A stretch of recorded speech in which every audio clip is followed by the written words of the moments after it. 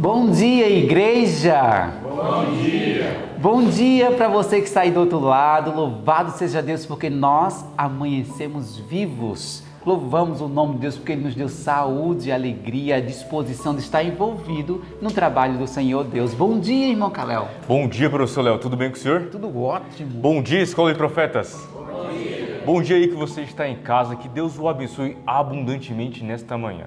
Seja muito bem-vindo para mais um estudo e que nós possamos refletir em todas as mensagens que Deus tem para cada um de nós. Amém. Louvado seja Deus. Caléu, quanto tempo você já está aqui? Já faz um mês e algumas semanas, mas está sendo uma bênção extraordinária.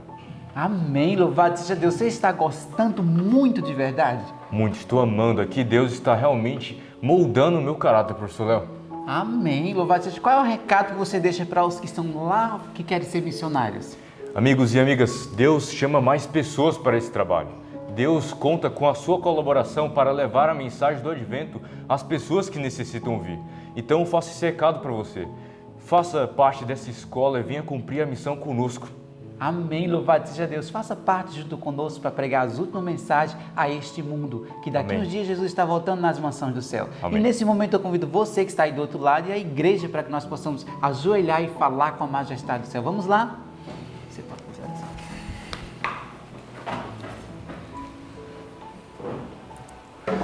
Senhor nosso Deus, amado Pai, nós lhe agradecemos, Senhor. Muito obrigado por essa madrugada. Que o Senhor possa ser louvado e engrandecido, Pai. Que o Senhor possa abençoar toda a escola e todos que estão aqui, lá em casa, pela internet e a cada um de nós. Por favor, nos enche do Teu Espírito Santo. Que o Senhor possa humilhar o nosso eu e possamos viver unicamente para o nosso Rei amado Jesus Cristo. Que nós possamos seguir com fé até as mansões celestiais nesta manhã, em nome de Jesus. Amém.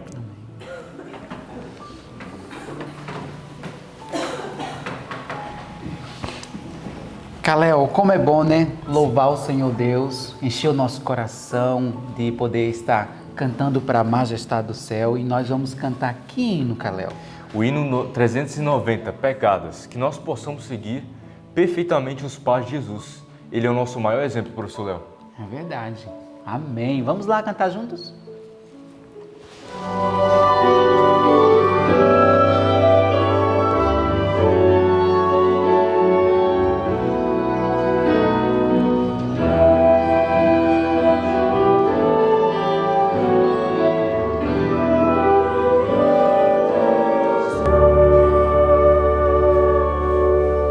Sigo a perigosa estrada deste meu viver,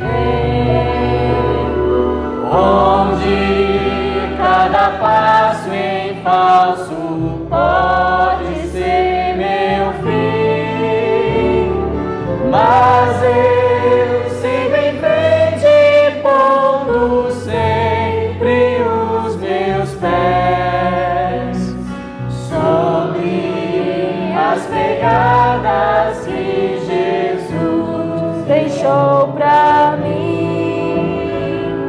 Eu vou para onde este trilho me levar.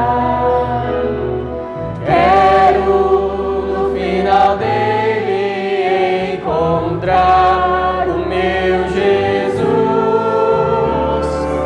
E se alguém vier atrás de mim, por onde vou, vai ver que Cristo e eu deixamos uma pegada só.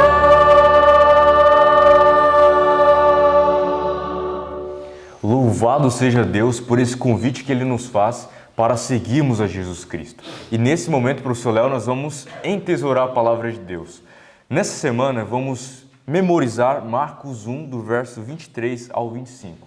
Essa mensagem precisa estar em nosso coração, porque no futuro a Bíblia poderá ser tirada de nossas mãos. E nós precisamos ter ela em nosso coração firmado, incutida em nossas mentes, para que nós possamos pregar a palavra de Deus e viver a Jesus Cristo.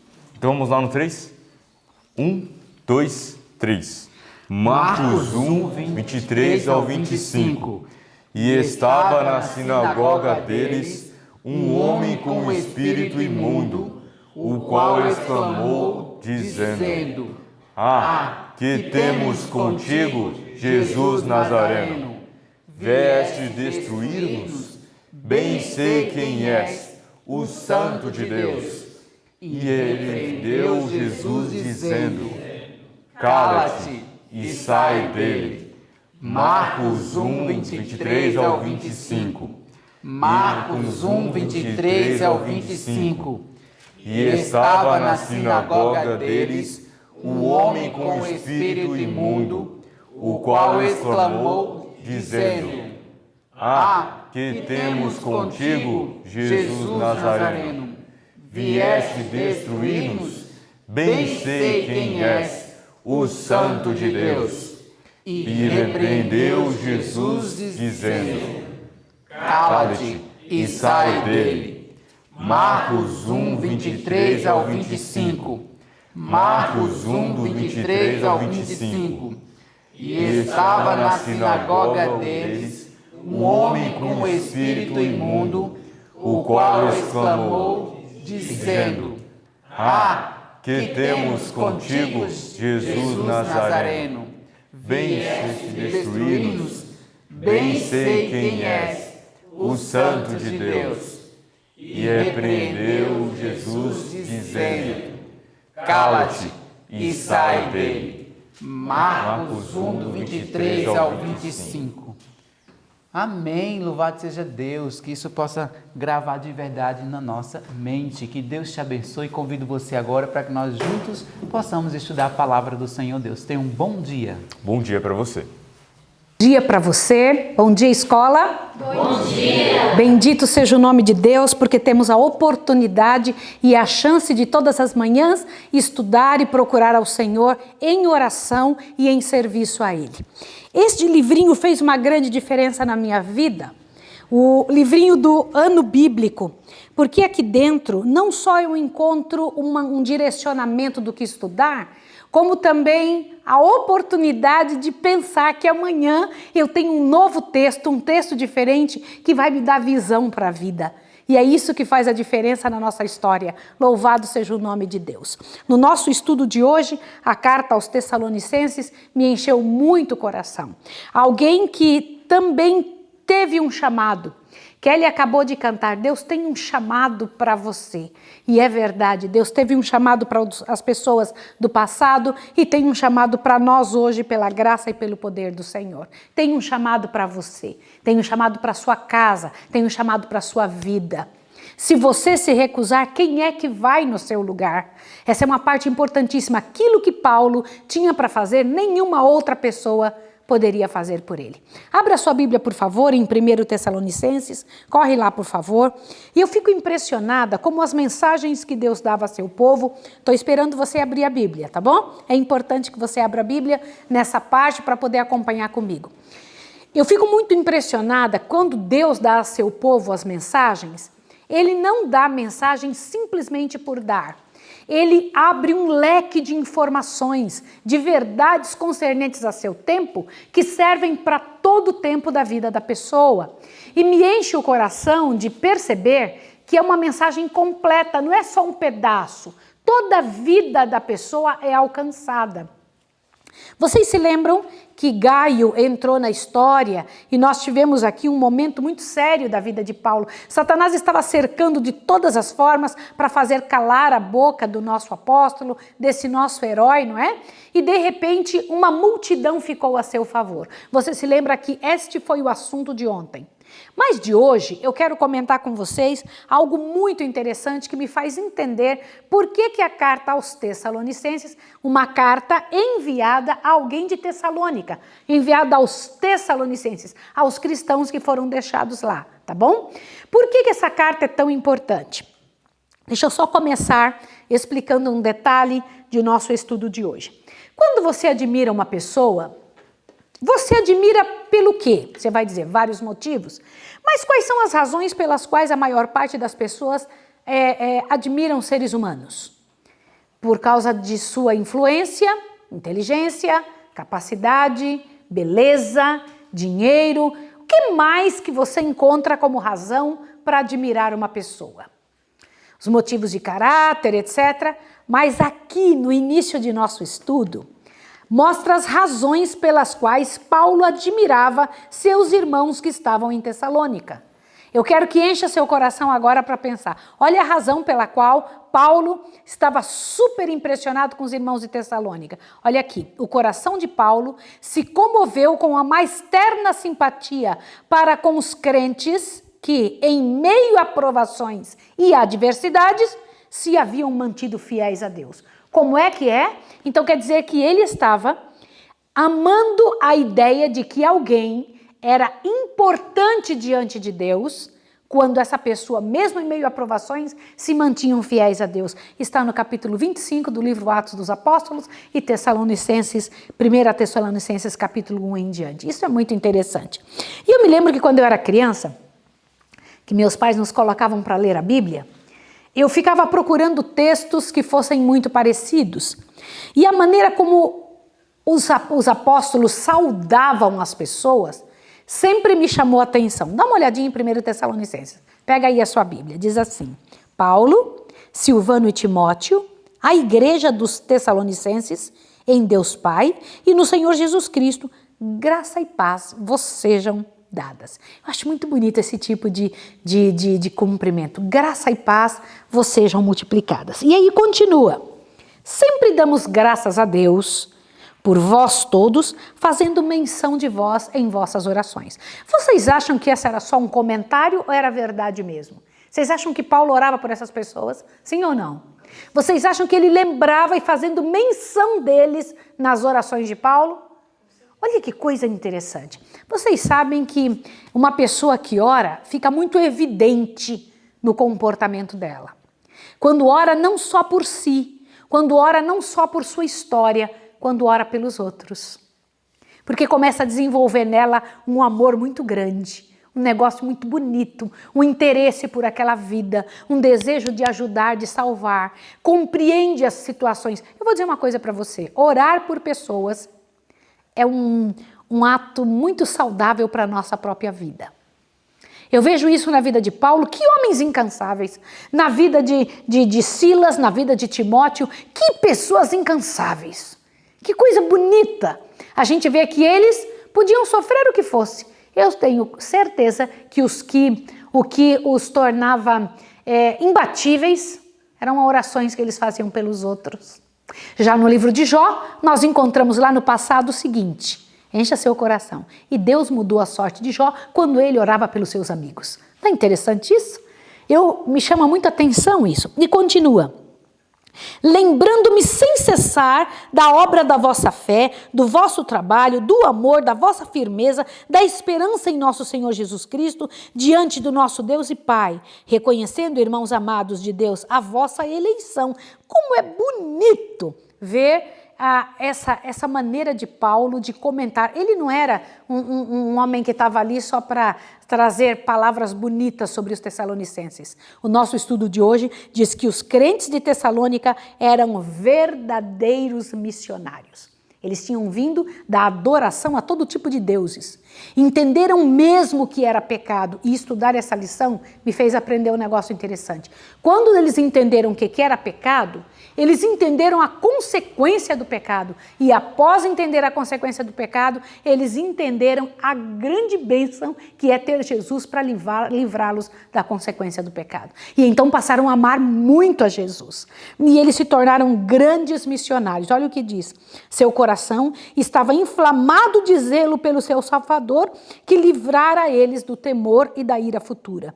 Mediante a graça de Cristo, essa transformação misericordiosa e maravilhosa que tinha acontecido em sua vida era acompanhado de poder, e por intermédio das verdades apresentadas, corações foram ganhos e salvos foram acrescentados em grandes números aos crentes que já existiam. Gente, não existe poder maior do que o de alguém que reconhece a sua situação, o benefício que recebeu e tem vontade de levar esse benefício às outras pessoas. Era esta a situação dos tessalonicenses. Eles tinham um desejo de levar avante aquilo que tinham recebido. E o Senhor Deus, ao falar pela boca de Paulo, disse um negócio que eu não sei se eu tenho coragem de dizer. Presta atenção nisso aqui. Pela boca de Paulo, o Senhor Deus diz: eu nunca vi nenhum pregador fazer isso, nem eu mesma disse jamais, e eu não sei se alguém tem coragem de falar isso. Olhem isso aqui. Vós e Deus sois testemunhas, continuou o apóstolo, de quão santa e justa e irrepreensivelmente nos ouvemos para convosco, os crentes. O que eles dizem? Vocês e Deus são testemunhas de quão justos e santos nós somos. Que tal? Gente, eu acho isso de um nível tão bom, de um nível tão grandioso, que um cristão tenha coragem de dizer um negócio desse. E ficou registrado na Bíblia. Só que ainda continua, olhem bem. Assim como bem sabeis, de modo que vos exortávamos e consolávamos, a cada um de vós, tratando-vos como pais a seus filhos, para que vos conduzisseis dignamente para com Deus, que vos chama para seu reino e glória. Que responsabilidade diante do céu dizer isso. Vocês sabem, e Deus também sabe, o quão santo e correto eu fui com vocês. Olha só. Irmãos, esse é nosso alvo. Você ouviu isso? Este é o nosso alvo. Eu desejo que isso aconteça com a Escola de Profetas. Eu desejo que isso aconteça comigo. Eu desejo que pela graça e poder de Deus aconteça com você. Que você consiga dizer isso. Uma das grandes mensagens que Paulo mandou aos Tessalonicenses foi a verdade sobre os mortos. Como pagãos que eram adoradores de ídolos, eles pensavam como espíritas pensam, como pessoas que não têm esse conhecimento. Então Paulo diz: irmãos, não quero que sejais ignorantes a respeito daqueles que dormem, como os demais que não têm esperança. Na verdade, os tessalonicenses não eram instruídos sobre essa verdade. E toda vez que alguém deles morria, eles choravam muito. Então Paulo, em uma de suas cartas, mandou esta informação. E era uma informação linda. Abre aí em Tessalonicenses 4, por favor, observa que coisa linda. Verso 13 em diante. Não quero, porém, irmãos, que sejais ignorantes acerca daqueles que já dormem, para que não vos entristeçais como os demais que não têm esperança. Grande tristeza eles possuíam. No entanto, Paulo continuou. Cremos que Jesus morreu e ressurgiu. Assim também cremos que os que dormem em Jesus, Deus os tornará a trazer com ele. Continua. Dizemos-vos isso pelo que está escrito na palavra do Senhor, que nós, os que ficarmos vivos para a vinda do Senhor, não iremos antes, não precederemos os que dormem. Pois o mesmo Senhor descerá do céu, com um grande brado, a voz do arcanjo, ao som da trombeta de Deus, e os que morreram em Cristo ressuscitarão primeiro. Depois nós, os que ficarmos, olha que interessante, seremos arrebatados juntamente com eles nas nuvens, para o encontro do Senhor nos ares, e assim estaremos para sempre com o Senhor. Diz que isso encheu de alegria o coração dos tessalonicenses, e eles começaram a contar isso para as pessoas. Gente, os mortos vão ressuscitar quando Jesus voltar. E alguns começaram a dizer assim: olha, Paulo disse nós que estivermos vivos, então Jesus já está voltando. Entenderam isso? Alguns começaram a falar: Jesus já está chegando, Paulo disse isso, então vai ser agora na nossa época. E então Paulo teve que melhorar a sua fala e ajustar alguns detalhes, né? Vocês sabem que nós somos responsáveis pelo que falamos e também pelo que as pessoas ouvem. Quando um pregador vai à frente, ele tem que começar a pensar: o que eu falei causou o quê? O que causou aquilo que eu disse? E Paulo percebeu que as pessoas estavam esperando Jesus em seu tempo. E ele foi lá falar de sinais. Ele falou: peraí, sobre os sinais, não é necessário que eu fale, porque eu já falei tanto sobre isso. Mas antes da vinda do Senhor, primeiro virá o homem da iniquidade. Entenderam isso? Paulo foi lá explicar esta parte e discursou sobre isso com um cuidado muito grande. Mas disse: enquanto Jesus não vem, vocês terão que permanecer trabalhando. E eu tomei um susto, do jeito que no estudo de hoje é dito. Pega esse parágrafo aí e dá uma olhadinha onde começa assim: cristão alerta é cristão que o quê? Que trabalha, que busca zelosamente fazer tudo que está em suas forças para o avanço do Evangelho. Irmãos, como você sabe que você ama Deus? Olha a minha pergunta. A pergunta essa está hoje no estudo. Como você sabe que você ama Deus?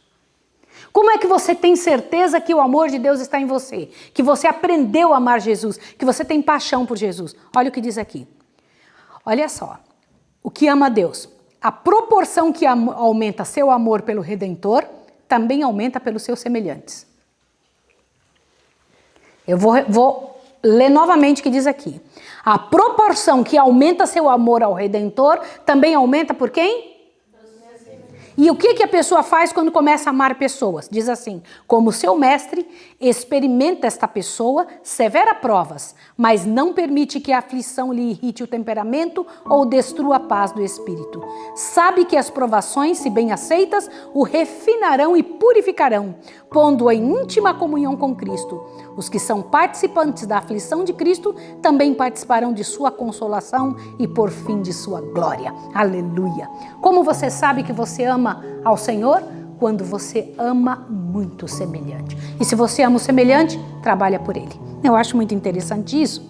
Paulo também disse aos Tessalonicenses que tivessem cuidado com os que estavam em liderança. Cuidado. Vocês têm que aprender a cuidar dessas pessoas que estão liderando vocês. Muito cuidado. Paulo chamou a atenção dos Tessalonicenses para o respeito e a consideração devida aos que haviam sido escolhidos para ocupar cargos de responsabilidade na igreja. Também se aconselhavam entre si. Diz que cada vez que Paulo chegava, os Tessalonicenses se envolviam ao redor dele perguntando: qual é a melhor maneira de ganhar almas? Como é que eu faço para fazer dar certo? De que maneira eu posso falar a respeito de Deus e ganhar mais almas? Diz que as conversas deles giravam em torno disso. E todas as mensagens de Jesus na palavra da carta aos Tessalonicenses envolvia cada aspecto da vida. Em Tessalonicenses 4, dê uma olhadinha no que você encontra no início. Vivendo para agradar a Deus. Não só comenta situações que aconteceram, como dá instruções diretas para as pessoas de como elas deveriam viver. E eu faço questão de ler para vocês nesses 5 minutinhos que nos faltam. Diz assim: finalmente, irmãos, não vos rogamos e exortamos no Senhor Jesus que, como recebestes de nós, quanto à maneira por que deveis viver e agradar a Deus, assim andai para que abundais cada vez mais. Pois vós bem sabeis que mandamento vos tenho dado pelo Senhor Jesus. Esta é a vontade de Deus para a vossa vida, a santificação, que vos abstenhais da prostituição.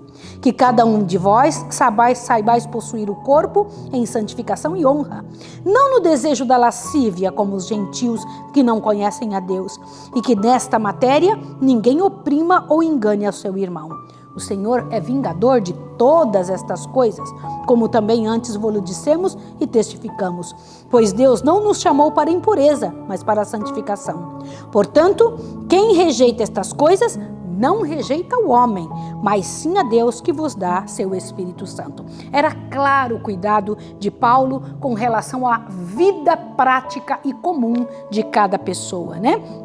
Ele pedia honestidade na vida pessoal e social de cada pessoa. Também disse que era para trabalhar enquanto espera Jesus. É uma outra coisa interessante que eu já fui pega muitas vezes por essa dificuldade de não saber exatamente como agir enquanto a gente espera Jesus. Às vezes dá uma vontade imensa de dizer: Jesus está voltando, eu vou parar tudo que eu estiver fazendo. Não é essa a instrução que o Senhor Deus nos dá. Abra seus ouvidos, diz assim: o apóstolo mandou que não negligenciassem seus deveres, nem se resignassem à expectativa inútil.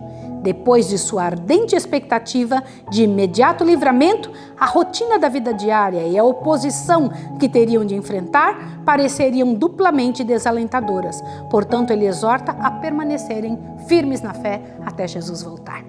Como é que você sente isso? Ele disse: estáis, pois, firmes, seguros de que o Senhor Jesus virá, mas deve pegar vocês trabalhando, envolvendo-se em coisas que o Senhor Deus espera que seu povo esteja fazendo enquanto estiver aqui nessa terra.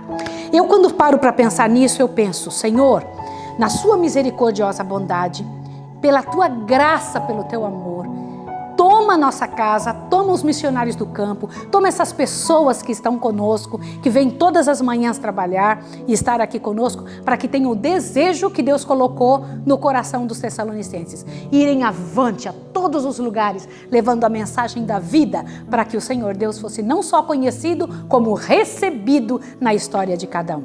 Eu vou orar por você. Vamos orar pedindo a Deus que nos abençoe e nos ajude? Vamos lá?